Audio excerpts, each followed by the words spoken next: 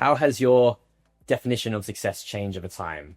I guess in particular, taking from experience from your corporate world, where you're going from entertainment journalism to where you are now.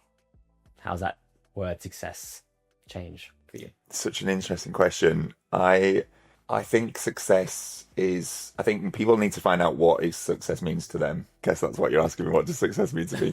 I think we're conditioned to want certain things, and we all have a view of what is success. And I think for me, first and foremost, success is just to have freedom to do what I want, to have peace of mind, and to be living a purposeful or passionate or fulfilled life. I think in terms of success, kind of more career-wise, I think it's really just, again, going back to that fulfilled or passion. I really want to make a difference to other people's lives and really inspire people, kind of what we've been talking about, to realize that they're either capable of more than they realize, or just to help people, give them the tools, to give them confidence, to let them do things on their own. Yep. We both do personal training to some aspects. I don't do as much, but I do group stuff, and I do some coaching. But I like to do a lot through Instagram, just to kind of help people, just try and inspire people. I think, when people tell me that they've signed up to the first 5K, or they've signed up to the first marathon, or they've signed up to free high rocks classes, free high rocks competitions because they've come to one of my classes, I'm like, oh wow, yeah, you've already signed up to free. That's amazing.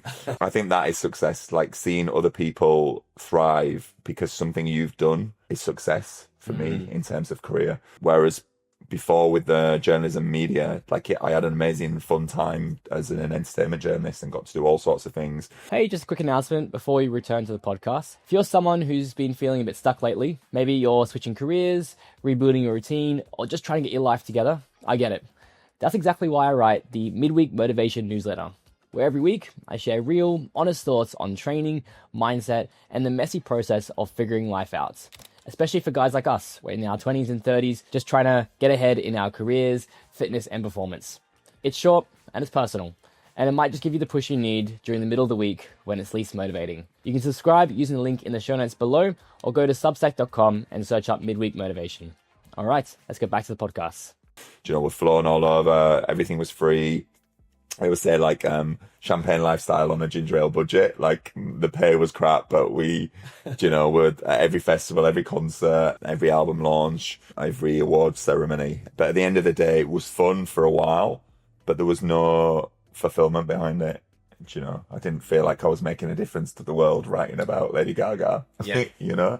Whereas I think in our industry, we are actually having a positive impact on people's lives. And I think that's the biggest payoff for us, isn't it? I think from it. 100%.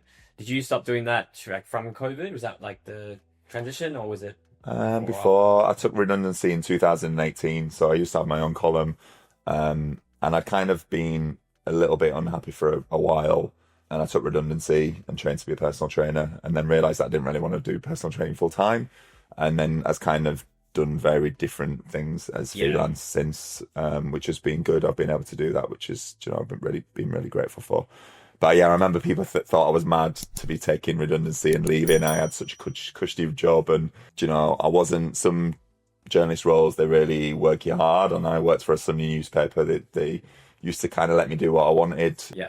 But I remember I think it was Glastonbury, and I got to go to Glastonbury for free, and obviously all expenses paid. Yeah. And I just didn't want to go. And then I think it was, I can't remember, another concert, let's say Lady Gaga, because I've just mentioned her, and I didn't really want to go to that. And my friends were so excited to be a +1 or come into these things, and I could see how excited they were, and I was just like, I don't really want to be here. And I thought, if it's got to the point where I don't want to go to Glastonbury or something, so then I know that I'm now in the wrong job and I need to make a change, so I did. Yeah.